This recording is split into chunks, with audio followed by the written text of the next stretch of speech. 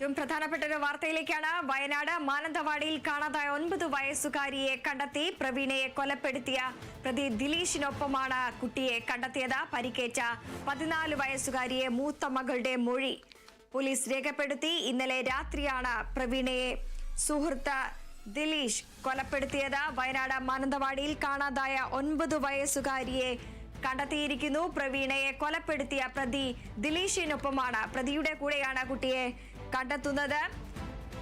പരിക്കേറ്റ 14 വയസ്സുകാരിയായ മൂത്ത മകളുടെ മൊഴി പോലീസ് രേഖപ്പെടുത്തിയിട്ടുണ്ട്. അതോടൊപ്പം തന്നെ ഇന്നലെ രാത്രിയാണ് പ്രവീണയെ സുഹൃത്ത് ദിലീഷ് കൊലപ്പെടുത്തുന്നത്. പ്രതി ദിലീഷിനൊപ്പമായിരുന്നു ഉണ്ടായിരുന്നത്. ഇന്നലെയാണ് പ്രവീണ എന്ന യുവതിയെ പങ്കാളിയായ ദിലീഷ് കൊലപ്പെടുത്തുന്നത്. വീടിന് സമീപത്തെ വനമേഖലയിൽ നിന്നാണ് ഇരുവരെയും കണ്ടെത്തിയിരിക്കുന്നത്. കുട്ടിയെ കണ്ടെത്തിയത് പ്രതി ദിലീഷിനൊപ്പമാണ്. പ്രതിയുടെ ആക്രമണത്തിൽ യുവതിയുടെ മൂത്ത കുട്ടിക്ക്, 14 വയസ്സായ കുട്ടിക്ക് പരിക്കേറ്റിരുന്നു. കുട്ടിയുടെ മൊഴി പോലീസ് രേഖപ്പെടുത്തി.